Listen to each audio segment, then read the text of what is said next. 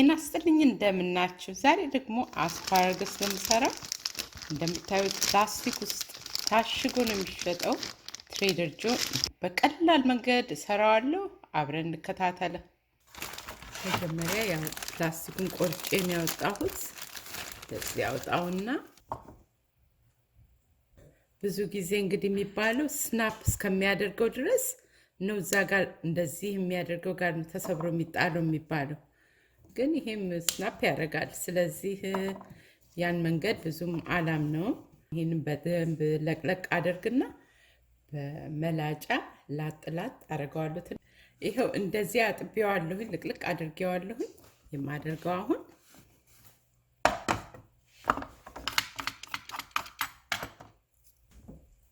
የምገዛው አስፓራገስ ደግሞ ፍሬሽ መሆኑን ማረጋገጥ አለብኝ አሁን እንደዚህ ቆራርጫዋለሁ እንደምታዩት ከታቹ ደግሞ እንደዚህ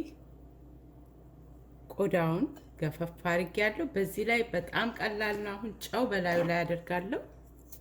ነሰንሳለሁ ብላክ ፔፐር በላዩ ላይ እንደዚህ ነሰንሳለሁ ይሄው ኢታሊያን ሲዝኒንግ አደርጋለሁ ትንሽ የወደድነውን ቅመም ሁሉ ማድረግ እንችላለን ኦሪጋኖ ማድረግ እንችላለን በላይ ላይ ደግሞ የኮረሪማ ዱቄት ትንሽ በተናረግበታለሁኝ እንዲህ ከአዋሃድኩት በኋላ ዚፕ መጋገሪያ ወረቀት ላይ አድርጌ ያለሁኝ መጋገሪያም እንዳይበላሽ እንዳይጣበቅም ከዛ ላይ እንደዚህ ደረደርና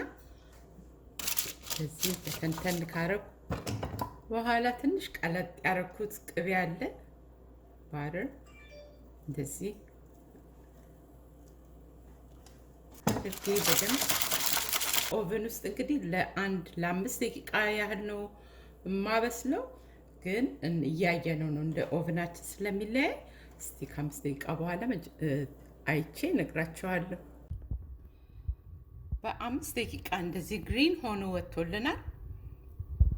አሁን ይሄ በቂ ነው ለመብላት የደረሰ ነው ግን ቺዝ ደግሞ ከፈለግን ሞzzarella ቺዝ ላይ እንደዚህ አድርጌ ለሌላ ለ3 ደቂቃ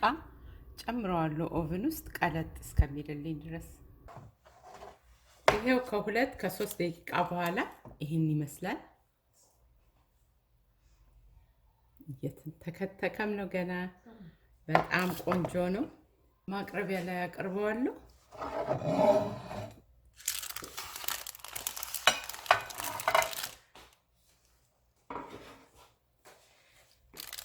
እንደዚህ እንደሆነ ልናቀርበው እንችላለን ይሄው